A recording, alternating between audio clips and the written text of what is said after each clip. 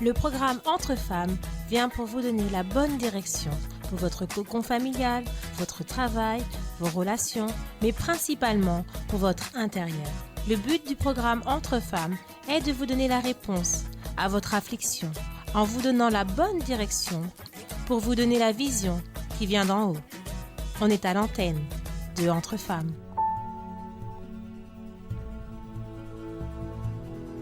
Chers amis, bienvenue à notre Entre femmes spécial retour de la sortie nationale du livre Georges Muller, un exemple de foi et de confiance. Et aujourd'hui, nous dans une nouvelle disposition, nous avons ici l'équipe, une partie de l'équipe, n'est-ce pas ? Soyez humbles. Oui.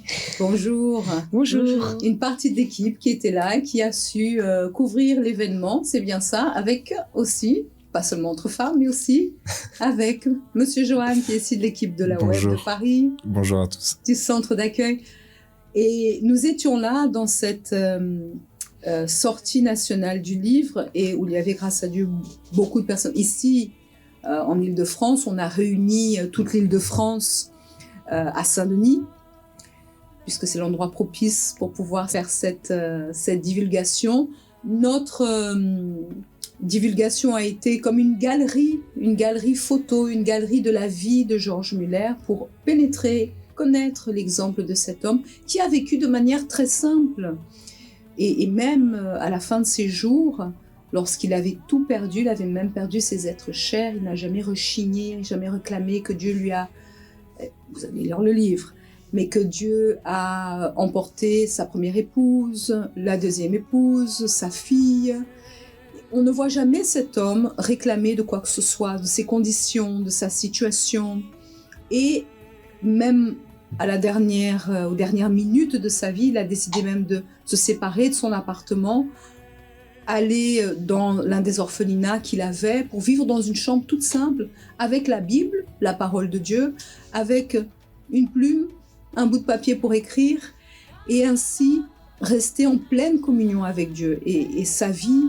à partir du moment où il a connu la présence de Dieu, parce qu'il avait mal débuté, un jeune rebelle, qui même, on parle un petit peu du livre, mais lorsque sa mère est décédée, il n'a voulu rien savoir, ni même aller à l'enterrement de sa mère, est devenu un homme totalement transformé à 100% par la parole de Dieu, de l'importance d'être connecté à la parole de Dieu. Et si vous avez déjà le livre, si vous n'avez pas, nous allons vous inviter aussi à l'acquérir dans le centre d'accueil le plus proche de chez vous. Georges Muller a dit le suivant, et ça c'est le secret, avant d'écouter l'équipe, et certains retours que nous avons aussi de l'événement. Il y a eu un jour où je suis mort, complètement mort, à Georges Muller, à ses opinions, à ses préférences, à ses goûts, à sa volonté, mort au monde, à son approbation et à ses critiques. Donc mort à l'approbation du monde, mort aux critiques du monde, mort même à l'approbation et au blâme de mes frères et de mes amis. Et depuis lors, je ne me suis attachée qu'à une chose, me présenter devant Dieu comme un homme éprouvé. D'ailleurs, c'est la partie de Timothée où Paul dit qu'on doit se présenter comme un homme éprouvé, un ouvrier qui sait bien, que connaît bien la parole de Dieu, qui se plonge dans la parole de Dieu. Et ça a été son objectif principal. Donc, nous avons voulu, avec chacun d'entre vous, d'ailleurs, hier, on a posté même un petit retour sur le Godlywood, sur l'événement très rapide, comment ça s'était présenté, etc. Vous êtes invités d'ailleurs à mettre vos commentaires sur la littérature et également aujourd'hui sur ce post que nous avons. Mais cet homme est un homme complètement différent et ça nous prouve que si la personne, elle peut peut-être mal commencer, mal débuter, même qui pourrait dire mais comment un homme qui a eu cette attitude même envers sa mère, qui a trompé son père, qui a trompé beaucoup de personnes, se tourne vers Dieu et devient un homme qui peut être compté dans la galerie des héros de la foi et qui aujourd'hui est un exemple. Sa foi parle, sa foi, elle a une voix. Mais malheureusement, beaucoup de gens aujourd'hui, par manque de connaissance de la parole de Dieu, par manque d'implication de leur intimité avec Dieu, veulent beaucoup de choses, se disent chrétiens, mais leur vie Et leur foi ne parle pas de Dieu, ne témoigne pas de la grandeur de Dieu. Et ça, c'est quelque chose qui est vu d'ailleurs aussi au niveau de la jeunesse, puisque nous avons ici, tous font partie de la force jeune, c'est bien ça. Oui. Et sans regarder ou tirer une pierre sur quelqu'un d'autre, regardez aussi notre propre vie. Donc on va faire un petit tour de table, et entre-temps aussi, on va réécouter des témoignages de personnes qui étaient sur place. Qui veut débuter ? Moi, c'est Paul de Villejuif. Et donc oui, en effet, on était à cette sortie du livre pour couvrir l'événement. Et il y a une chose qui a attiré mon attention en particulier par rapport à la vie de George Muller, c'est sa simplicité. Parce que quand on voit son parcours, comme vous disiez, on voit ses erreurs de jeunesse ou même les difficultés qu'il a pu traverser, mais à aucun moment ça a été une excuse ou à aucun moment ça a été une excuse pour justifier qu'il puisse pas réussir à suivre Dieu après. Et comme vous disiez par rapport aussi à la jeunesse, c'est que des fois on va beaucoup utiliser notre passé ou ce qu'on nous a fait ou même des propres erreurs que nous-mêmes on a pu commettre pour se rabaisser ou utiliser ce que d'autres personnes ont pu nous faire ou nous dire ou même ce qui s'est passé dans notre vie pour justifier des difficultés qu'on rencontre aujourd'hui dans notre relation avec Dieu. Mais en fait, il n'y a rien qui puisse justifier ces difficultés puisque tout vient de sa parole en fait. Et ce qu'on voit avec George Muller, c'est que même si lui, des fois, il avait, même dans la foi, même en étant avec Dieu, il y a des moments où sa prière, elle n'a pas été répondue. Mais à aucun moment, on le voit remettre en question Dieu, remettre en question la foi ou la parole de Dieu. On le voit chercher en lui-même en quoi il peut se corriger, en comment est-ce qu'il peut se réajuster, mais sans s'accuser, sans se rabaisser. Mais on voit vraiment une simplicité, une pureté, en fait, dans sa relation avec Dieu. Et cette simplicité, cette pureté, Paul, elle est aussi en raison du fait que la personne, elle plonge dans la parole de Dieu. Elle devient une avec la pensée de Dieu. La pensée de l'homme, elle est très compliquée. La volonté de l'homme, elle est très compliquée. Et elle ne l'amène qu'à des autodestructions. Parce que lui, il rêvait, il voulait vivre une vie d'illusion, avoir un niveau, etc., etc. Et même quand Dieu l'a honoré au moment de son premier défi, où il a reçu la possibilité de donner des cours, il a pu ainsi aussi voir que non seulement il aurait la possibilité d'avoir des fonds propres pour pouvoir être aidé, mais aussi Dieu l'a proposé d'aller dans un orphelinat pour habiter. Et il avait un regard sur les autres. Ah, ceux qui habitent dans l'orphelinat, c'est parce qu'ils n'ont pas de conditions, ils sont pauvres, etc. Au début, il n'avait pas compris que Dieu même était en train de lui faire économiser son logement pour qu'il puisse avoir les conditions de réaliser la volonté de Dieu et ce que Dieu lui avait mis à cœur. Donc la volonté de Dieu, lorsqu'on plonge dans la parole de Dieu, elle est simple, tout est simple. Maintenant, c'est le regard aussi qu'on a à avoir et cette régénération de notre intérieur qui est important. Oui, et même par rapport à nos intentions, nos objectifs personnels, si on a cette soif vraiment de se tourner vers Dieu simplement et purement, il honore et il fait tout ce qu'il a à faire aussi à l'intérieur de nous. Même au début de son histoire, on va pas trop spoiler, mais c'était plus l'intérêt du titre, parce qu'il avait un intérêt personnel, que l'intérêt vraiment d'être là à la disposition de Dieu. Mais quand même ça a changé. Tout en lui, en fait, a changé. Et des fois, en tant que jeune, on peut se dire « Oh, mais donner sa vie à Dieu, c'est un peu exagéré. » Mais quand on voit son histoire, on voit qu'il est heureux, on voit qu'il est bien, on voit qu'il est en paix. Et on voit qu'il est un homme accompli, en fait, dans tout ce qu'il à est en train de fait, faire. sensible à la volonté de Dieu. Et encore un autre membre de cette équipe, c'est bien ça ? Oui, alors moi c'est Aurore de Paris. Et en fait cette littérature, déjà quand on a commencé à en parler sur le groupe Godlywood, un peu partout à l'église, en fait ça a fait, ça a éveillé en moi une grande envie de la voir. Mais pourquoi ? Parce que ce que je vois dans l'histoire de cet homme, même sans la connaître, c'est qu'il aimait la Bible. Il a mangé la Bible littéralement. Il l'a lu 300 fois. Il a lu, ça. Selon ce qui est dit, 200 fois la Bible, normalement, disons, et 100 fois il l'a lu à genoux. Mon Dieu, même ça, je ne savais pas ce petit détail. Il y a une dame, même lorsqu'il y avait des préparatifs, elle passait, lorsqu'elle a vu cette affiche que George Muller avait lu 300 fois la Bible, elle dit « J'ai même pas lu la dîme de ce qu'il a lu ». Elle s'est sentie mal face à ce témoignage. Mais un homme, comme vous disiez, qui est si proche de la parole de Dieu et de la pensée de Christ, comment Dieu ne va pas avoir un intérêt pour lui et balayer tout son passé, balayer tout ce qu'il a vécu, parce que quelqu'un dans ce monde s'intéresse à Dieu. C'est exactement ça qui m'a attirée dans cette histoire, parce qu'en soi, quand on en parlait, moi je suis allée faire des recherches un peu juste sur l'homme. Et de ce que j'ai découvert, c'était plus au niveau des orphelinats, ses prières exaucées aussi, puisqu'on a eu ce petit défi pendant un temps. Jusque-là, ok, mais quand j'ai appris ce petit détail-là, qu'il a lu plus de 300 fois la Bible, j'ai compris. C'est ce qui a fait toute la différence, en fait. Il avait une vraie connexion, une vraie relation avec la parole. Et c'est ce qu'on nous enseigne depuis tellement de temps. On nous le dit tout le temps à l'église, mais c'est vrai que des fois, on voit la Bible, le fait de lire la Bible, de la méditer, comme, entre guillemets, un devoir chrétien. Pas forcément comme aussi essentiel pour avoir déjà une réalité de la Bible dans notre vie, et ni pour en obtenir les victoires, on va dire, qui y sont promises, etc. Moi, franchement, même si dans le dernier autosoutien que ça a aussi commencé à tilter pour moi par rapport à ça. Bah oui, de me dire que, en fait, qu'est-ce qui manque? Parce que souvent, en tout cas, quand on développe la relation avec Dieu, on arrive toujours avec cette question-là, mais qu'est-ce qui manque? Qu'est-ce qui ne va pas avec moi? Mais pas dans le sens de s'apitoyer ou quoi, mais dans le sens de... Parce que je suis pas en train de vivre exactement ce que je vois dans la Bible. Alors, qu'est-ce qui manque? Et là, quand le peu, en tout cas, que j'entends de cet homme, il a trouvé il a comblé ce manque-là. Et c'est ce que je veux aussi dans ma vie, donc. Et la Bible, c'est la parole de Dieu. La parole de Dieu, c'est Jésus.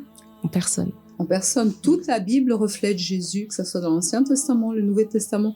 Tout reflète Jésus, tout se concentre sur Jésus. Donc, lorsque la personne, elle voit la Bible comme un livre, comme vous dites, un devoir à la maison, comme quelque chose une imposition, quelque chose qui doit être fait, comme une pratique religieuse, au lieu de voir la Bible comme la personne de Jésus à notre côté. Parce que vous voyez que dans toutes les difficultés qu'il a eues, comme il a été dit dès le départ, il a eu beaucoup de souffrances. Il a perdu des êtres chers. Toute sa famille l'a perdu. Il a été malade à un moment donné. Il est tombé dans des situations très délicates. Mais on voit que la parole qui était là, bien présente dans sa vie, en l'ayant lu 300 fois, elle était une avec lui. C'est-à-dire que Dieu était avec lui. Il avait Jésus à ses côtés, qui le dirigeait, qui le consolait, qui le fortifiait. On ne voit pas un homme amer, un homme qui est dans le doute, même dans des choses impossibles où il devait alimenter un bataillon d'enfants. Il mettait les petites assiettes, tout le monde assis. Maintenant, on attend. Dieu va honorer, Dieu va faire. Et les choses venaient à lui. Il n'avait pas besoin ni même de courir. Les choses venaient à lui. Pourquoi? Parce qu'il avait Jésus comme ami, meilleur ami. La parole était en lui. Tant que la personne, elle voit la Bible comme quelque chose qui est lourd, qui est difficile, ah non, il faut que je le fasse, il faut que je lise, et pas la personne de Jésus qui est là, en train d'enseigner, de consoler, de fortifier la personne, les choses vont être différentes pour cette personne. Elle va toujours être une personne faible, mais lorsque Jésus devient ce compagnon, et c'est pas en faisant « j'ai besoin de faire des études, etc. » Elle a la Bible, elle peut l'avoir n'importe où elle peut être avec le Seigneur Jésus. Et elle n'a besoin de personne, elle n'a besoin que du Seigneur Jésus. Et c'est très fort parce que, vous voyez, là, au tout début de ma relation avec Dieu, je le sais, j'avais une intimité bien plus grande avec Dieu. Et quand je regarde aujourd'hui, c'est pas pareil, mais pourquoi? Et quand je comprends tout ça, c'est parce que à l'époque, déjà Internet n'était pas développé comme aujourd'hui. Les réseaux sociaux n'étaient pratiquement pas là, n'existaient pas, je crois, ou pas beaucoup en tout cas. Et c'est vrai que tout le temps, toutefois, quand j'étais pas à l'église, j'étais avec ma Bible. Il y avait, entre guillemets, rien d'autre à faire. Et du coup, je mangeais ma Bible tout le temps, à tel point que, c'est une petite anecdote, mais samedi dernier, les activités au groupe jeune, c'était spécial quiz biblique. Ouais.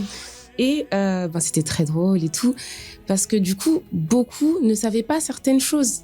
Mais ces choses-là, je devais faire le quiz. Voilà. D'ailleurs, Dieu même, sans vouloir vous couper, dit « Mon peuple souffre par manque de connaissance de ma parole. » C'est ça. Et devant faire le quiz, j'écrivais ces choses-là. Et quand j'ai vu que la plupart des jeunes ne connaissaient pas certains petits détails, et quand on en a parlé après à la fin avec eux, c'était pourquoi? parce qu'ils n'ont pas ils ont pas pris le temps de connaître. Mais pourquoi j'ai acquis ça? J'ai acquis ça pas parce que je cherche beaucoup de choses, mais parce que j'avais vraiment envie de le connaître lui. Soif de connaître. J'avais très très soif. Et je dis pas qu'aujourd'hui, non, j'ai plus soif. Non, c'est pas le cas. Mais c'est clair qu'il y a des choses qui ont changé dans ma relation avec lui parce que je suis plus aussi proche. Mais rien ne peut remplacer aujourd'hui avec la technologie, les choses même, recherche rapide. Voilà. La personne elle a inversé rapidement ou des choses qui l'éloignent même de la présence de Dieu. Les réseaux sociaux sont bons lorsqu'ils amènent les gens vers Jésus, vers la parole. Maintenant, tout le reste, c'est là pour perdre du temps, consumer la personne, etc. Et vous voyez que George Muller, il a une vie très simple. Mais pour retourner un petit peu à notre moment de ce dimanche, nous allons aussi écouter le retour de Mademoiselle Bettina. À tout de suite. En fait, je ne connaissais pas ce livre, sauf que je l'ai vu sur Instagram, car il a été posté pour aujourd'hui, pour l'ouverture de ce livre, du coup, la publication exactement. Et je suis venue, car j'étais intéressée par cet homme de foi qui, en lisant la Bible, on a beaucoup reçu. Et je voulais en recevoir aussi également. Ce que j'attends, c'est de me ressourcer. J'attends que ce livre, c'est plus sur un ressourcement spirituel. Donc, à travers ces livres qu'il a eu, comme nous aussi, on en aura certainement. Je me dis que ça va m'édifier dans ma foi et comment affronter les difficultés. Et Mademoiselle Bettina a souhaité exactement ce, comme elle dit, ressourcement spirituel, de revenir à la parole, d'être fortifié.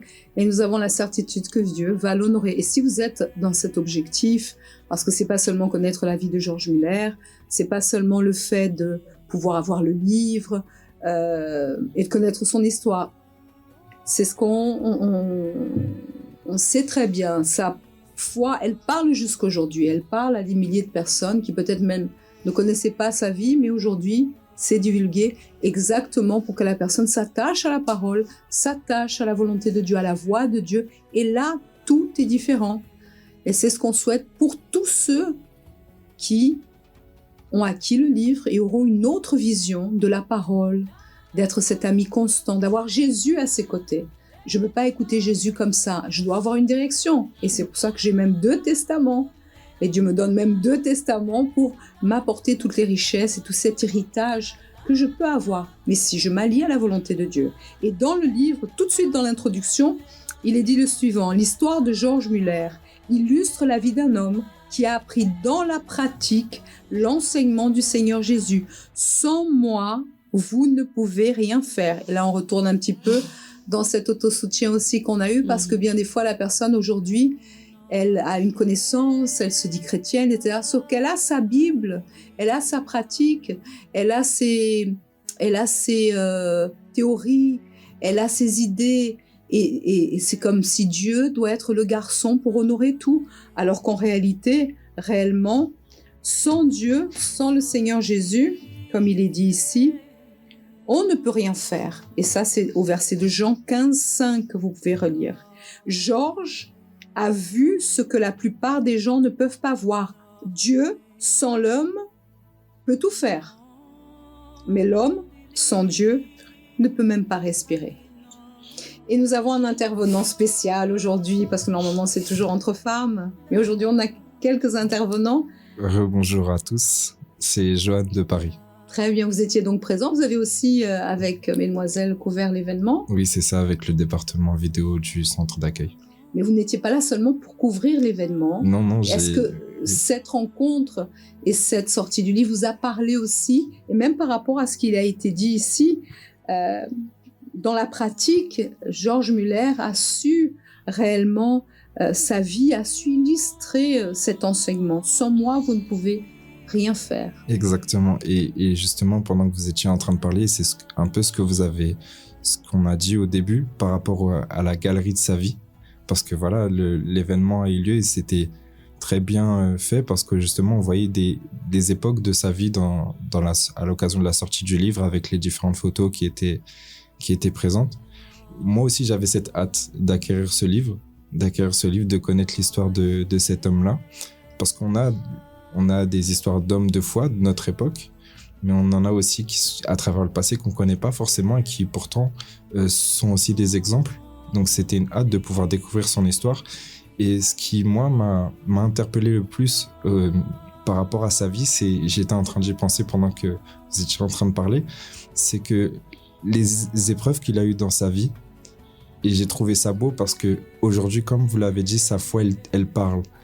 Mais c'est des épreuves que si on les vit sans Dieu, on va parler de la personne comme une personne qui a vécu que de la douleur. Amère, désespérée. Exactement, c'est ça, désespérée, amère, et peut-être même qui aurait mis fin à sa vie avant la fin de sa vie. Et avec George Muller, c'est totalement différent parce qu'on trouve la foi dans toutes les épreuves qu'il a pu passer. On ne les connaît pas, j'ai même pas encore lu le livre, mais j'ai hâte déjà de... c'est ça. Mardi, il faut commencer. Oui, c'est vrai.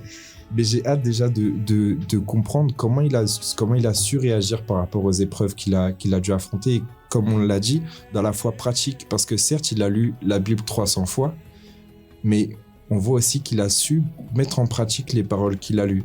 Il les a pas seulement lues pour avoir une connaissance théorique et connaître la Bible par cœur, c'est vraiment pour nourrir sa foi en fait. C'était vraiment, je pense, dans l'objectif qu'il faisait, c'était de pouvoir vivre sa foi quotidiennement. Et à travers les épreuves qu'il a eues, Dieu l'a mis à la preuve et il a pu vivre vraiment des expériences avec Dieu dans sa vie.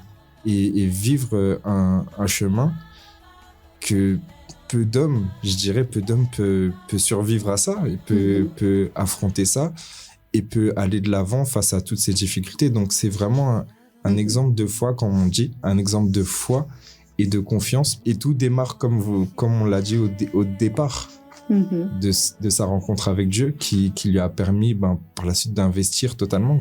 On a lu au début l'introduction, il est mort pour tout, pour tous, et il vivait que pour être plongé dans la parole, pour mettre en pratique la parole, et pour aussi partager ce qu'il a reçu avec les autres. Donc c'est vraiment une vie exemplaire que j'ai hâte de découvrir. Et il est mort à lui-même, à George Muller, comme vous l'avez indiqué. Il est pour le monde, par rapport au monde, par rapport à la famille, aux amis, au regard des autres, mais surtout à sa propre volonté, à ses propres idées, à ses propres préférences, à ses propres goûts, opinions. Il est mort pour plonger dans la parole de Dieu exclusivement. Et d'ailleurs, aujourd'hui, nous, à l'Église, nous avons aussi l'exemple de l'évêque Macedo, qui lui-même a pris exemple dans ses premiers débuts d'hommes et de foi. C'est cette série aussi sur les hommes, les héros de la foi. Et il le dit d'ailleurs dans le livre, l'évêque, je n'ai jamais vu une foi comme celle-ci. C'est une foi une dépendance totale de Dieu, de la volonté de Dieu. On voit Dieu à travers lui. On peut palper Dieu à travers lui. Et c'est pourquoi nous allons retourner aussi à Saint-Denis dans cette sortie de dimanche. Et nous avons aussi un couple qui était là. On avait mis aussi les hommes sont à l'honneur.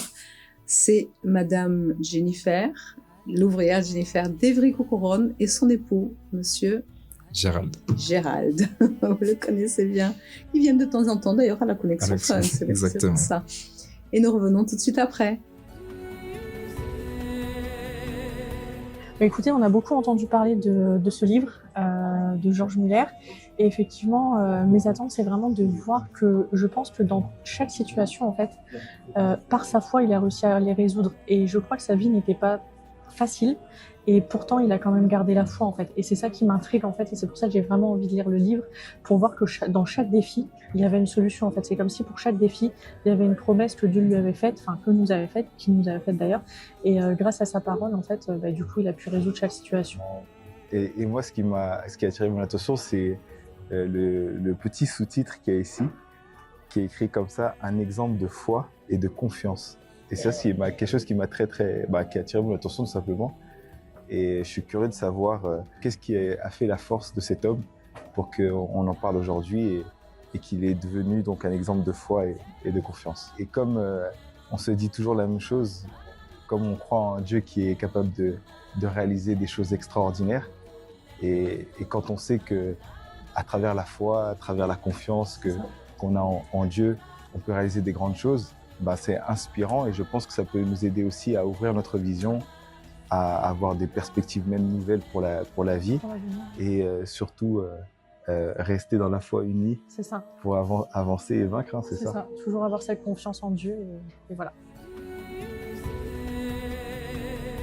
Comme vous avez entendu, les ouvriers, M. Gérald et Madame Jennifer, qui sont des vrais cocoronnes, et ce livre l'indique bien dès la couverture comme quelque chose qui doit tisser l'envie de lire le livre. C'est un exemple de foi et de véritable confiance. Et ce livre relate, comme il est bien dit ici dans la couverture, son parcours extraordinaire mettant en lumière ses prières exaucées, on en a beaucoup parlé d'ailleurs il y a quelque temps en arrière, ses luttes personnelles, comme on vient de les citer rapidement parce qu'il faut que les gens quand même lisent le livre, et son engagement envers la foi. Et aujourd'hui encore, sa vie inspire des générations, prouvant que la foi et la prière peuvent, comme le dit la parole, déplacer des montagnes. Et c'est ce qu'on souhaite pour la vie de chacun, de plonger dans la parole de Dieu, de plonger dans la volonté de Dieu. Parce que cette foi et cette confiance, il est impossible de l'avoir seul. Comme vous l'avez bien cité, vous parliez aussi tout à l'heure, comment un homme qui passe tant de luttes, de difficultés, maladies, il a eu des épouses mourir, sa propre fille, il est resté seul. Il est resté seul et il a su finaliser sa vie dans une dépendance. Il avait la parole, il avait tout. Et ce caractère fort, inébranlable, cette foi et cette confiance, nous ne pouvons l'acquérir que si nous connaissons Dieu. Et c'est pourquoi demain, dans chaque centre d'accueil, nous serons ici à Paris. C'est bien ça. Quelle est l'adresse, Monsieur Johan ? 254 rue du Faubourg Saint-Martin, 75 010 Paris. Et nous pouvons venir au centre d'accueil par quel moyen ? Par le métro ligne 2, ligne 5 à l'arrêt Stalingrad, où je reste pour la ligne 2, et ligne 7 arrêt Louis Blanc. Très bien, il y a 7 bis aussi. 7 bis, effectivement, c'est vrai, 7 bis. C'est aussi une ligne du métro parisien. Et nous serons là, donc vous avez les réunions à 7h, 10h, midi, 15h et principalement 19h30. On invite tout le monde, bien entendu, à être présent. Villejuif, pareil, il y a aussi des horaires et une église ouverte là-bas pour les personnes qui habitent proches. Au 27-29 rue Yuri Gagarin à Villejuif. Donc, soit en prenant le métro 7 ou le tramway 7 à Villejuif-le-Aragon, ou il y a avec la 14 aussi, avec l'arrêt L'Aille-les-Roses. Très bien, donc vous savez toutes choses. Et les horaires sont un peu différents ? Oui, à 7h, 10h, 15h et 19h30. Très bien. Donc, on est là et on souhaite aussi que toute la force jeune qui puisse nous écouter puisse être enveloppée par la littérature. D'ailleurs, aujourd'hui, on est mardi. Et qu'est-ce qui se passe le mardi qui veut parler ? Alors, c'est la Connexion Fun, Il profite parce qu'en général, c'est entre femmes. L'émission spéciale ce soir à partir de 20h. Donc, avec un thème tous les mardis pour aider tous les jeunes dans leur propre vie. Par contre, vous ne connaissez peut-être pas le thème, mais nous avons Aurore qui va sauver la connexion. Allez-y. Oui, le thème de ce soir, c'est « Pourquoi plus je m'approche de Dieu, plus je fais face à mes défauts ?» Très bien, donc c'est un moment très intéressant et certainement tout le monde va être branché, lié. Mais c'est important toujours d'insérer la parole. Ce qui va faire la différence, c'est un homme fort et d'ailleurs la même, cet homme ouvrier approuvé. C'était le conseil de Paul à un jeune qui était Timothée, de pouvoir plonger dans la parole de Dieu, être défini en cela pour pouvoir faire face à toutes les luttes et ne pas être trompé par ce monde qui est si méchant, si vil, où il y a tant de fausses vérités, tant de chemins erronés, mais si la personne, elle choisit Dieu, les choses vont être bien différentes et elles pourront être un exemple. Et d'ailleurs, un exemple aussi dans la vie sentimentale, parce que n'oublions pas que ce jeudi, nous allons continuer à creuser profondément pour déraciner toutes les mauvaises herbes et notamment les racines profondes qui nous lient bien des fois à notre passé, à des situations familiales, des choses qui nous ont conditionnés pendant longtemps et qui peut-être continuent à nous conditionner sans nous rendre compte. Vous faites partie aussi de la thérapie, chacun ? Oui, on participe à la thérapie. Oh ben vous êtes des jeunes intelligents. Une équipe intelligente qui s'attache à la parole, s'attache à Georges Muller, s'attache à la connexion fun et s'attache aussi à la thérapie de l'amour. Félicitations. Est-ce que vous voulez dire encore quelque chose pour inviter peut-être les jeunes, les gens à acquérir leurs livres? Parce que dans le centre d'accueil le plus proche de chez eux, ils ont déjà cette littérature disponible. Vous voulez dire quelque chose, Paul? Un petit tour de table? Oui, alors c'était de vraiment pouvoir prendre un temps pour... Enfin, c'est pas un investissement quelconque, en fait, c'est pas un livre quelconque, mais c'est vraiment un livre qui apporte une différence à l'intérieur de nous. Et même de voir lui, comment... Des fois, on se demande, mais j'ai vécu telle chose, comment Dieu peut m'accepter ou comment je vais réussir à rester ferme avec Dieu. Mais à travers son exemple, déjà, on voit que c'est possible. Et aussi de voir que plus on se donne à la parole, plus on tient. Des fois, on se dit, mais comment ça se fait? Mais c'est juste l'effet de la parole à l'intérieur de nous. Par nous-mêmes, on peut pas, mais avec la parole, on peut tout. De mon côté, je dirais que cette littérature, un peu comme aussi toutes les littératures du centre d'accueil, elles ont un objectif. C'est pour ça qu'on peut pas passer à côté et se dire « Oh non, j'ai pas envie de l'acheter ». Le seul et unique objectif de toutes les littératures, je pense, du centre d'accueil, c'est de nous approcher de la littérature qui est la plus importante, j'ai envie de dire, la parole de Dieu. De nous approcher de Dieu, comme on l'a bien dit tout à l'heure. En fait, la Bible, c'est le Seigneur Jésus. Donc si on est là des fois dans notre prière, on est là, Seigneur, j'aimerais tellement être plus proche de toi, j'aimerais tellement être plus intime, te connaître mieux. Le moyen, il est devant nos yeux. Et je crois sincèrement que l'exemple de George Muller aide dans ce sens, aide à voir comment se rapprocher plus de Dieu. Allez acquérir votre livre parce que certainement vous allez trouver dans ce livre une bonne façon de mettre en pratique la foi par rapport à la parole de Dieu. On n'oublie pas que justement tout est lié à la parole de Dieu, mais la mise en pratique, la façon dont George Muller a mis en pratique sa foi, c'est vraiment quelque chose d'inspirant. Très bien. Et d'ailleurs, nous vous offrons avec ce livre un petit marque-page qui dit le suivant. C'est une citation de George Muller. Plus la difficulté à surmonter est grande, plus on verra ce que la prière et la foi peuvent faire, et plus Dieu sera glorifié. Et quand chacun parlait, d'ailleurs, il y a cette parole on va terminer par la parole en 1 Corinthiens 10-13 qui dit le suivant. Aucune tentation, aucune difficulté, aucun problème ne vous est survenu qui n'ait été humaine. Et Dieu qui est fidèle ne permettra pas que vous soyez tentés au-delà de vos forces. Mais avec la tentation, il prépare aussi le moyen d'en sortir afin que vous puissiez la supporter.